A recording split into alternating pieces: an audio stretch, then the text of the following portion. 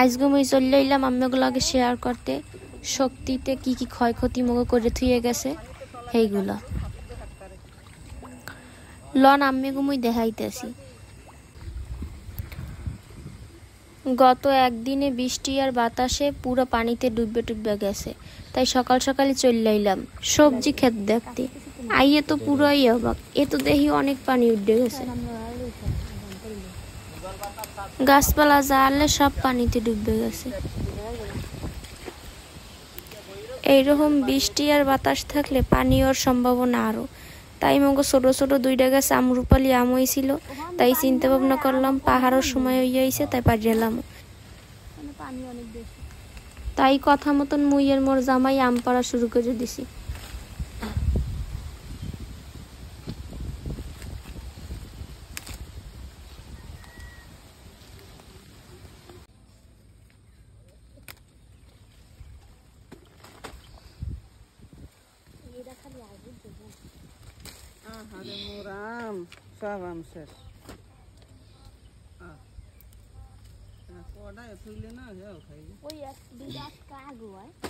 আমের ক্ষীর যেন গায়ে না লাগে।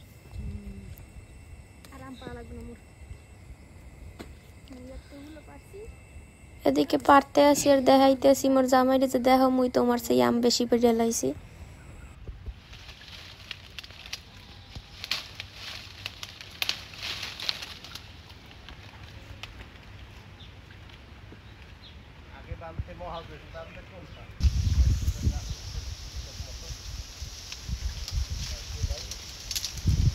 দাঁড়াই দাঁড়াই এই গাছ দিয়ে আম পাড়ার মজাই অন্যরকম, তাই মুই আম পাড়তে পেরে তো বিশাল আকারের খুশি।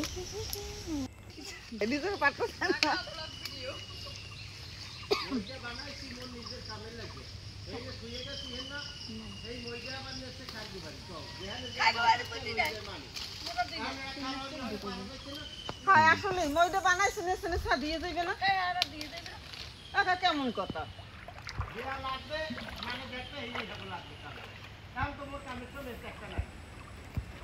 শক্ত মাটির উপরে দাঁড়াইয়ে দাঁড়াইয়ে যে কটা মুই পারতে পারি এই কটা আমি পারতাছি। সত্যি কথা কইতে কি আসলে এরকম পানি মুই কখনো দেখি নাই, এই প্রথমই দেখতেছি। যাই হোক, কইতে কইতে একটা গাছের আম পাড়া শেষ আর অন্য গাছের আম পাড়তে আসি।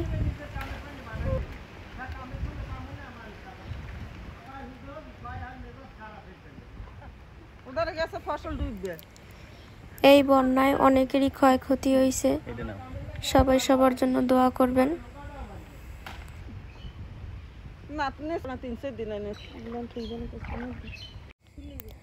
আম পাড়া হইয়ে গেছে, এখন একটা বড় বস্তায় ভরতে আসি বাড়ি লইয়ে যাওয়ার ফিরনে।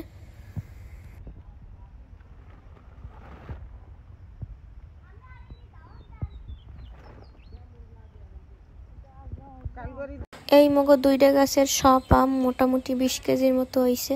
মুই আমের বোটাগুলো একটু বড় বড় রাখছি যেন আমগুলো বেশ দিন থায় নষ্ট না হয়। আজকে এই পর্যন্তই থাক, আল্লাহ হাফেজ।